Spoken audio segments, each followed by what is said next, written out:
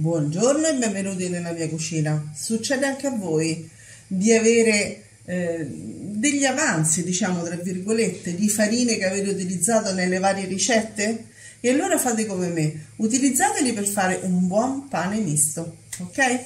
Ma voi intanto iscrivetevi al nostro canale, al nostro canale, mettete un bel like a questa ricetta e se volete condividetela con i vostri amici, grazie.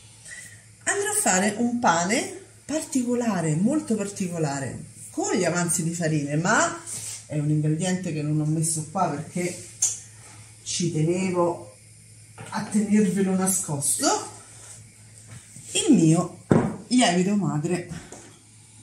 Ovviamente è un pane che ha bisogno di una lunghissima lievitazione e anche di farine forti. Senti che odore, vero?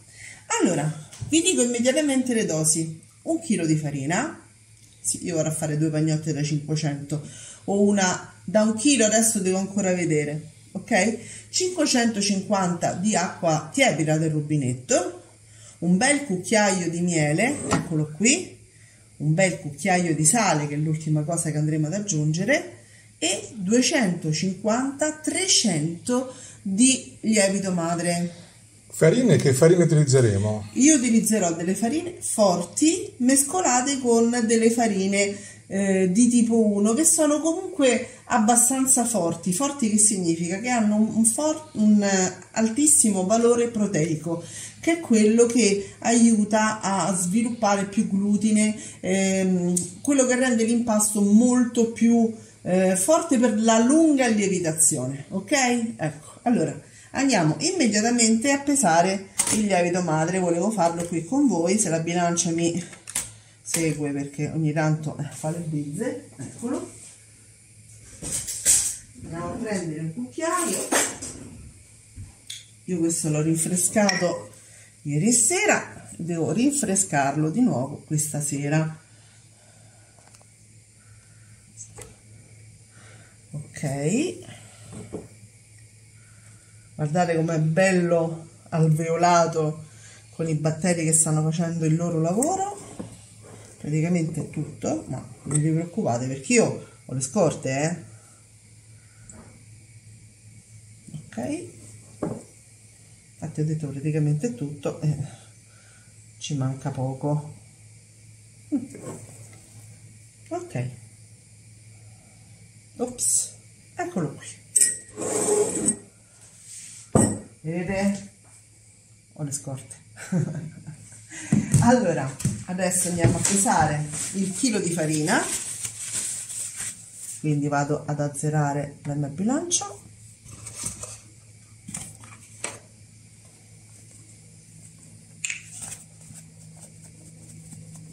Vabbè, metto tutta la farina e ci rivediamo tra un attimo. Allora, ho messo il chilo di farina mista.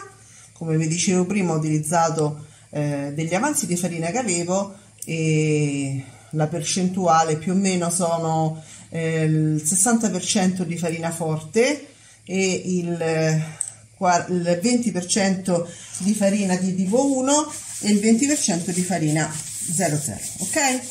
Adesso vado a mettere, ho messo il miele, vado a mettere l'acqua tiepida, mi raccomando. Avevo detto prima 550 ml e andiamo in planetaria. Questo, il sale, mi raccomando, sempre per ultimo.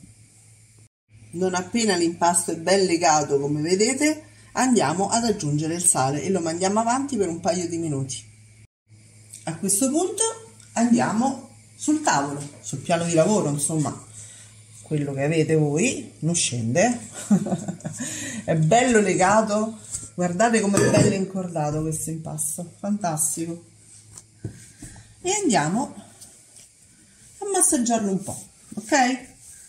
Quindi l'abbiamo lasciato almeno un paio di minuti in planetaria, non serve tantissima farina perché è bello sodo. E adesso lo andiamo a massaggiare per qualche minuto sul piano di lavoro. L'impasto risulterà molto sodo, ma voi dovete tenere presente che deve lievitare per almeno 12 ore, ok?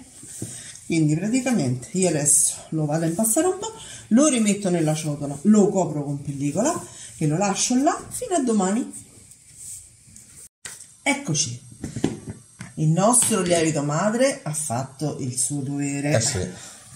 A questo punto lo tolgo dalla ciotola e lo rimpasto un pochino.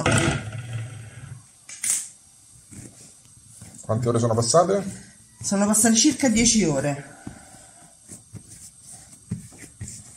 Lo vado a stendere un po' con le mani in questo modo, lo divido in due, guardate. Sì. Bello, bello, bello, sono contenta. Vuol dire che il nostro Willy funziona bene. Sì. Così.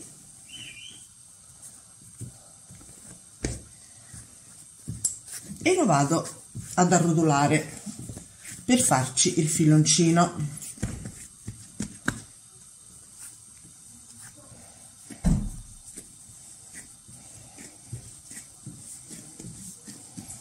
Ora la seconda lievitazione. Ecco qua, lo metto nella teglia. Ci vediamo tra un attimo. Ecco, abbiamo messo un po' di farina e adesso la seconda lievitazione, altre 10 ore. Ci vediamo dopo. Mi sa che è cresciuto un pochino, il nostro lievito madre è veramente molto attivo. E adesso con una lametta andiamo a fare delle incisioni.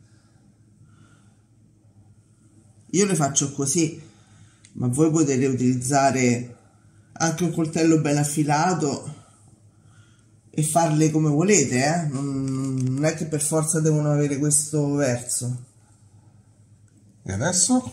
E adesso in forno preriscaldato 230 gradi per i primi 15 minuti, poi abbassiamo a 210 e lo teniamo un'altra quarantina di minuti, poi dipende sempre dai forni. Statico. A dopo. Eccolo qua, è pronto. Noi così perché avevamo fretta, uno l'abbiamo già tagliato. Guardate, è morbido dentro e croccantissimo fuori. Prova a tagliarlo ancora così. Sì, sì.